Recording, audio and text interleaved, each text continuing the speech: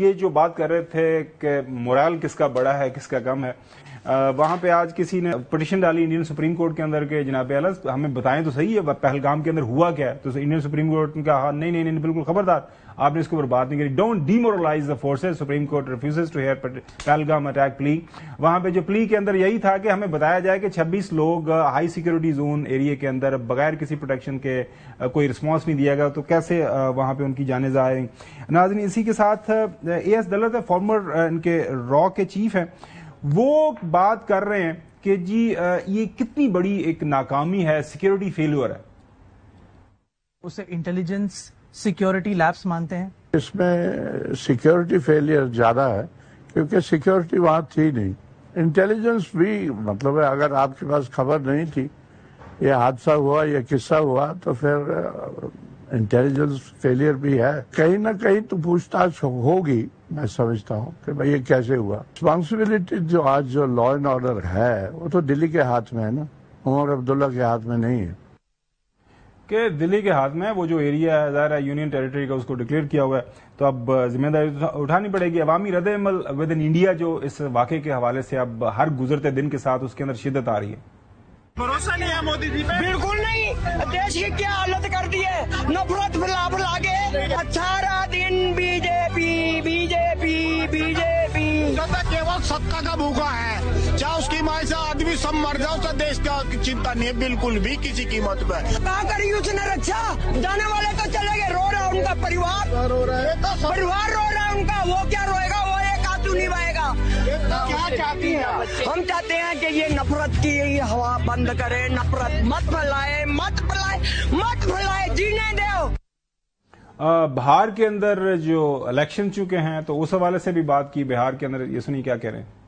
करे धन पूछ के मारने की हिम्मत इस देश में किसी को नहीं है। ये नफरती शगुफा है, पक्की जानिए। अगर ऐसा नहीं होता तो पहलगाम में मुसलमान उस गोली के शिकार नहीं बनते, और पहलगाम के एक मुसलमान हमारे एक भाई को कंधे पर लाद करके 20 किलोमीटर तक नहीं लेकर के जान बचा। अरे 26 में मुसलमान मारा गया कि नहीं, ये पाखंडियों का शगुफा है।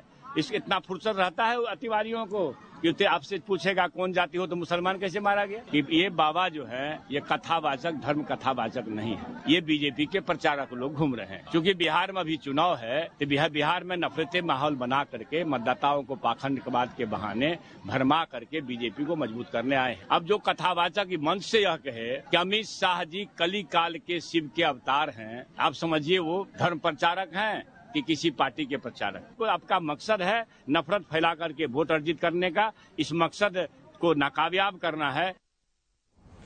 अहमद हसन साहब, लोग वाज़े तौर पर सामने आ रहे हैं, बात कर रहे हैं, एक्सपोज कर रहे हैं जो कि ये सारा एक प्लान था, और बिहार के अंदर वो इलेक्शन की बात कर रहे हैं कि शायद इसको क्योंकि वो सऊदी अरेबिया से जब वापस आए प्राइम मिनिस्टर मोदी, बड़ा उन्होंने मैसेज ये दिया कि जी मैं बिकॉज ऑफ दिस वाकया मैं बड़ा परेशान हूं, और वापस आके एक आध मीटिंग की, लेकिन विद इन 24 आवर्स बिहार के अंदर एक इलेक्शन कैंपेन थी, वहां पे जाके जलसे को अरेस्ट करना शुरू कर दिया। तो ये एक इसके पीछे, इस मैडनेस के पीछे कुछ मेथड तो था। जी बिल्कुल यही था। मैं वही आपसे बात कह रहा हूं कि दुनिया में जितनी भी जंगें हुई हैं कहीं ना किसी ने मिसकैलकुलेट किया होता है। तो इस दफा इंडिया बहुत ज्यादा मिसकैलकुलेट कर रहा है, और नरेंद्र मोदी को एक्सपेक्टेड नहीं था कि पाकिस्तान की तरफ से उसको इंफॉर्मेशन वॉरफेयर में, डिप्लोमेटिक वॉरफेयर में, और इवन जो काइनेटिक एंगल है उसके ऊपर इस तरह का रिस्पांस मिलेगा। और फिर मैं आपके साथ आज की एक वो शेयर करता हूं कि रॉ का एक काफी क्लासिफाइड डॉक्यूमेंट लीक हुआ है जो टेलीग्राम के ऊपर लीक हुआ। बिल्कुल, ये हम उस पर जाने अभी जा रहे हैं, वो भी आपको दिखाते हैं। ये देखिए, ये डॉक्यूमेंट है, ये रिसर्च एनालिसिस विंग जो कैबिनेट सेक्रेटेरिएट है उनका, रॉ का उनका है। इसका उसके ऊपर जो फाइनल एग्जीक्यूशन है वो बात हो रही है। इसका जो सब्जेक्ट है साइऑप्स एंड नरेटिव कंट्रोल, कि किस तरह हमने करना है। ये जो इनकी जो एप्लीकेशन है टेलीग्राम जिसके ऊपर ये लीक किया गया है, वो एक चीज ये साबित होती है, इसके ऊपर जो बहस हो रही है कि विद इन रॉ जो है वो भी कुछ लोग हैं, वो they are unhappy with the government, जिस इस अंदाज से ये करने की कोशिश कर रहे हैं इसको एग्जीक्यूट, इसलिए उन्होंने इस डॉक्यूमेंट को जो है बाहर निकाल दिया है। अब मीडिया के ऊपर डिस्कस हो रहा है। फिर बताया जा रहा है इस डॉक्यूमेंट के अंदर पूरी तफसील है अहमद हसन साहब कि 36 घंटे के बाद आपने जाना है, ISI के ऊपर इल्जाम रखना है, आपने फिर किस तरह सोशल मीडिया के ऊपर इसको बढ़ाना है, एंटी मुस्लिम करना है, जो है एंटी माइनॉरिटीज के हवाले से आपने बयानियां बनाने की कोशिश करनी है। लेकिन वो सारे का सारा जो साइऑप्स था, सारा नैरेटिव बिल्डिंग थी, वो इस डॉक्यूमेंट के बाद बिल्कुल एक्सपोज हो गई है। और सबसे अहम बात यह है कि ये डॉक्यूमेंट वाज़े एक बहुत बड़ी शहादत है कि पहलगाम का वाकया एक फॉल्स फ्लैग ऑपरेशन था। क्या कहेंगे? जी बिल्कुल, ये मैं इसी वजह से आपको इस डॉक्यूमेंट की तरफ इशारा करवाया, क्योंकि ये जो डॉक्यूमेंट है इसका इटसेल्फ लीक होना शोज के इंडिया के अंदर कितने ज्यादा इख्तलाफात हैं।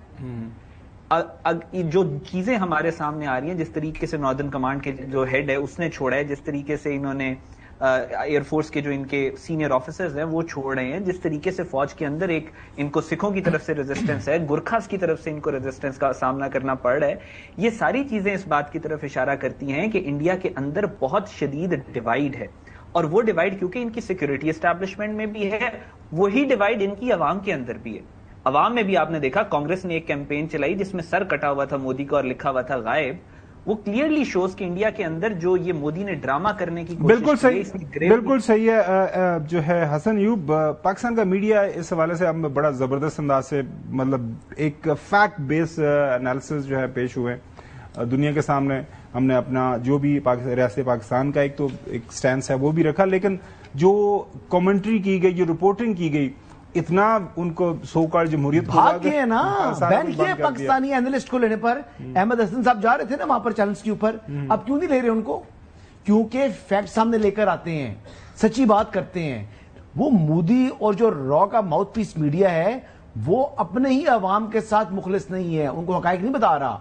बेसिकली वो वही बातें बताता है जो हुकूमत चाहती है, वो मीडिया उनका आजाद भी नहीं है। अब हमने तो हकायक पर मबनी बात कर रहे हैं, तमाम 2+2 4 जो है हम चीजें सामने लेकर आ रहे हैं। उनके पास वो कहते हैं हम सबूत नहीं देंगे, उनके एनालिस्ट कहते हैं भारत को सबूत नहीं देने चाहिए। मतलब ये कोई एनालिस्ट, न्यूट्रल एनालिस्ट ये बात कर सकता है? अच्छा चौधरी गुलाम हुसैन साहब, ये सारे हकायक, ये सारी इन सो मेनी वर्ड्स आप ये हम कह सकें कि बदनिजती हैं, 2 नंबरी हैं, जो प्राइम मिनिस्टर मोदी और उनकी गवर्नमेंट के सामने आ गई हैं, इसके बावजूद आपको लगता है कि वो आएगा, ये जरूर हरकत करेगा? नहीं, लिमिटेड तो लाजमी करेंगे, जो कि वो पहले ही कर रहे हैं। अनफॉर्चुनेटली आप और आपके एनालिस्ट जो हैं उसको इग्नोर कर रहे हैं। उन्होंने तो पहले जंग आप पर यानी मसलत की हुई है in the form of terrorism, media warfare. बिल्कुल सही, मीडिया वारफेयर और आपके वेस्टर्न अफगानिस्तान, ईरान और समुंदर की तरफ से और जिधर जिधर उनका मौका मिलता है वो उन्होंने आपके ऊपर चढ़ाई की हुई है। आपको एक यूनाइटेड फ्रंट की जरूरत है और उनको जवाब देना है उनकी जुबान में।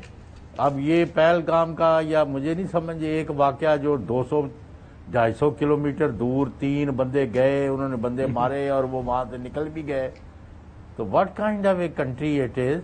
कौन सा सिक्योरिटी ऑपरेटर? 7 से 10 लाख फौज वहां फेंकी हुई है।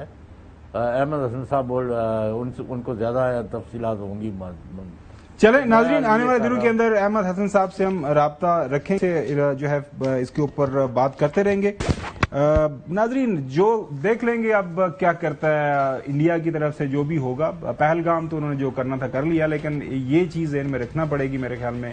और Indian media, Indian government, Indian अवाम, उनके जो लोग हैं उनको पता है कि ये जो एक मैडनेस प्राइम मिनिस्टर मोदी की तरफ से दिखाई जा रही है, इसका कुछ नहीं होने वाला।